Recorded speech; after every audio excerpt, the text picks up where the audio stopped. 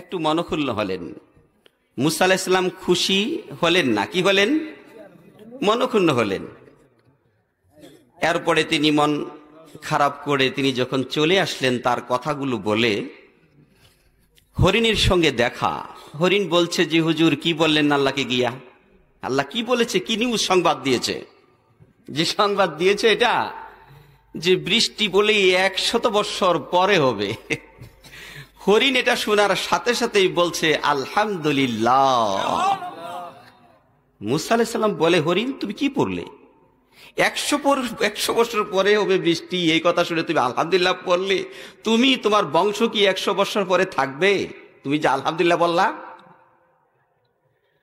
হরিণ বলে, আল্লাহর নবী মুসা, 100 বছর পরে হলেও তো বৃষ্টি হবে, আর আল্লাহ যেহেতু বলেছে 100 বছর পরে হবে, এর আগে পিছে কি হবে আল্লাহ তো ভালো জানেন। আল্লাহ তো আমাদেরকে তৃষ্ণা অবস্থায় মারবেন না, হয়তো কোন একটা নিয়ামত দ্বারা আমাদেরকে ভরপুর করবেন, যেহেতু নির্দিষ্ট তারিখ আপনাকে দিয়েছে, একটা ডেট তো আল্লাহ পাক দিয়েছে, এটা তো আমরা জানতাম না যে কখন দিবে। এটা কি জানতাম?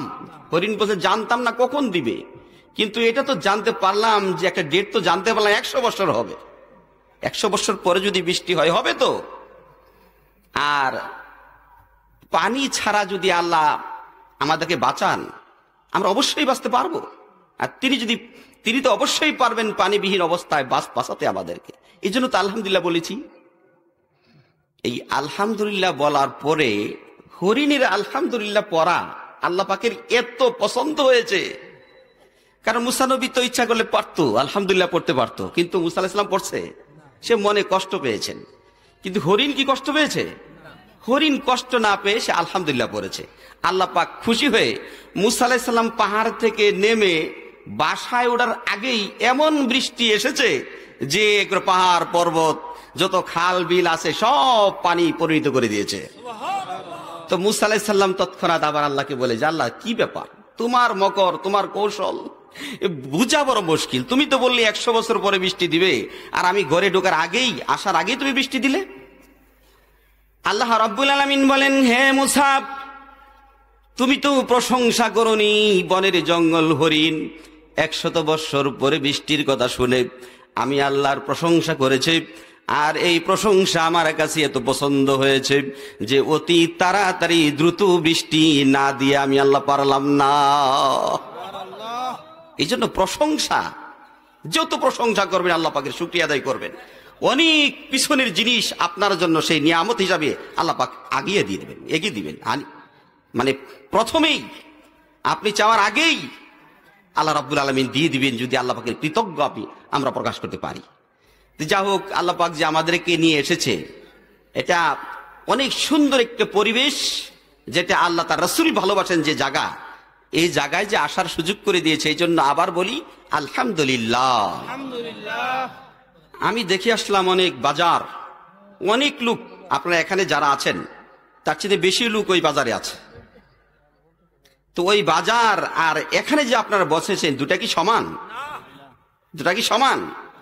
আল্লাহ রাব্বুল আলামিন কোনটাকে বেশি ভালোবাসেন এ ব্যাপারে আল্লাহ রাসূল আমাদেরকে জানিয়ে দিয়েছেন। আহাব্বুল বিলাদি ইলাল্লাহি মাসাজিদুহা, আল্লাহর কাছে সবচেয়ে উৎকৃষ্ট জায়গা হচ্ছে মানুষের জন্য, আমাদের জন্য মসজিদ।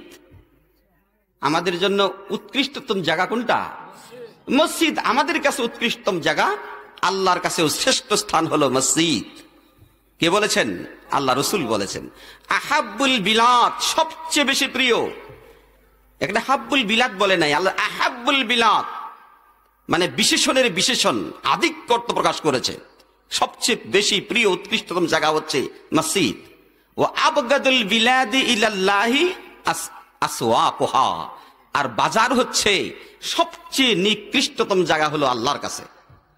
তাহলে আমরা উৎকৃষ্টতম জায়গায় বসা, আর তারা হলো নিকৃষ্টতম জায়গায় বসা। এজন্যে এই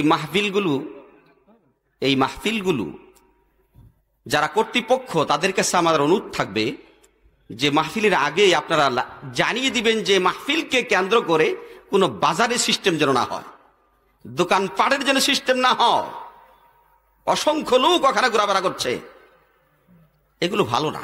এগুলো আমাদের জন্য, আমাদের মাহফিলের যে আদব সেটা থাকে না, এটা খিলাফ হয়ে যা। একদিকে হচ্ছে পুণ্য, আরেকদিকে হচ্ছে গুনার কাজ।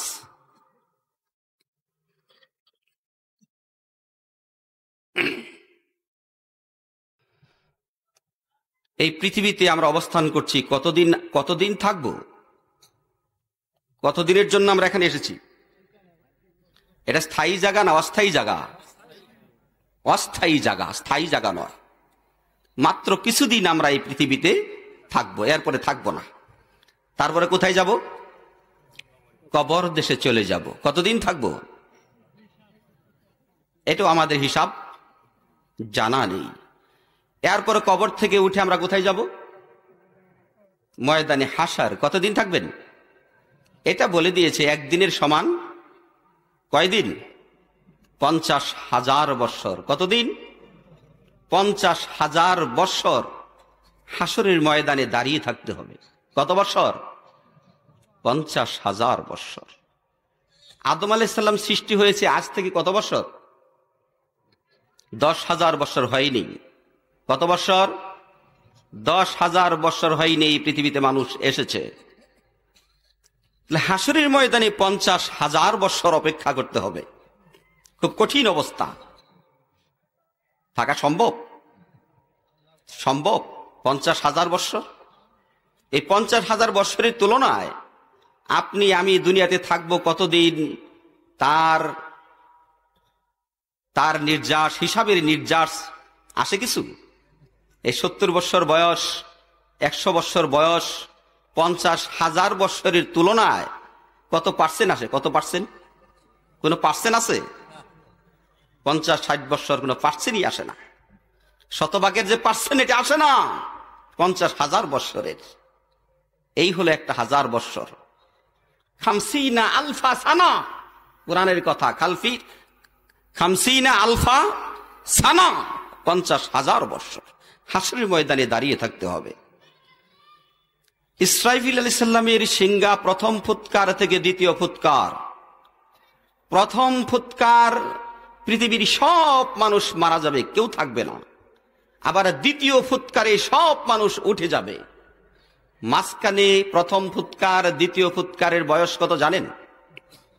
40,000 বৎসর। কত? 40,000 বৎসর।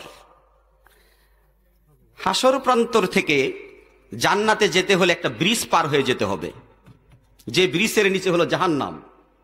সেই ব্রিজ এপার থেকে ওপারে যেতে সময় লাগবে 30,000 বৎসর। কত বৎসর? 30,000 বৎসর। এখন হিসাব করেন, যা বললাম এগুলো শুধু ইসরাফিলের সিংহা ফুৎকার এবং দ্বিতীয় ফুৎকার। কত বৎসর?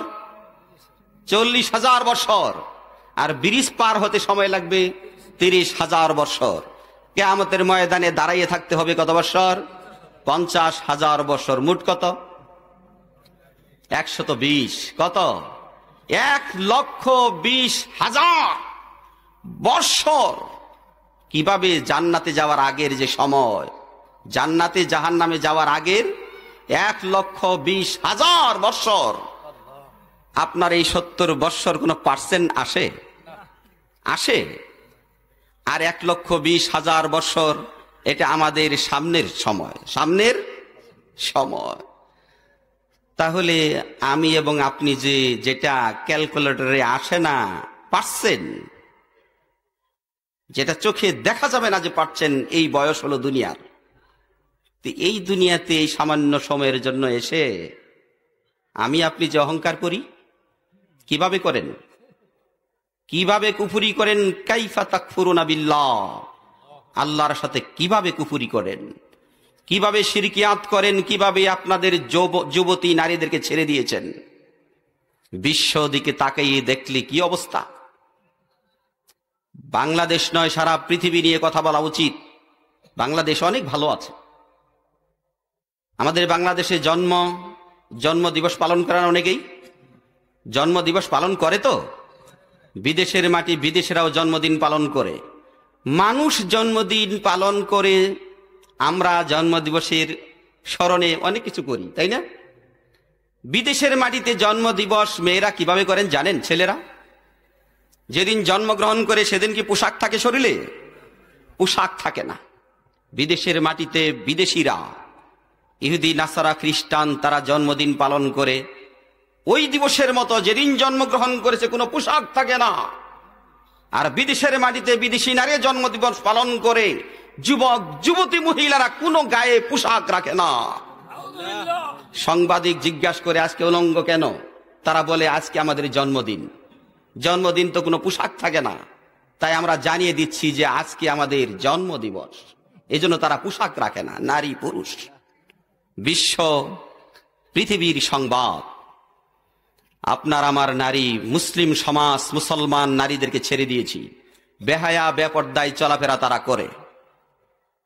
আহা, এই সামান্য সময় পৃথিবীতে অবস্থা করছে বাবা হয়ে মা হয়ে।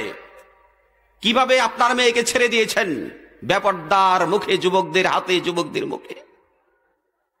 আজকে যদি একটা বেহায়া বেপর্দা নারী যুবকের সামনে দিয়ে হাঁটে, যুবক মনে মনে কি বলে, এটা যদি কোনো মিশনে সার্চ দেওয়া হতো, যুবকের মন কি বলে, যুবকের দিল কি বলে একটা বেপর্দা নারীকে দেখে, এটা যদি মেশিন থেকে বের করা হতো, এক্সরে করে বের করা যেত যে যুবক কি বলে ওই মেয়েকে দেখে, এটা যদি দেখানো যেত, তাহলে বুঝতে পারতেন যে ওই যুবক ওই নারী সম্পর্কে কি মন্তব্য করেছে। বাবা হাজী সাহেব, জাহান্নামে যাওয়ার জন্য বেশি কিছু লাগবে না, একটা বেপর্দা নারী মেয়ে যথেষ্ট। কাজেই আপনার মেয়ে সাবধান করে রাখা উচিত। আপনার মেয়েকে পর্দায় রাখা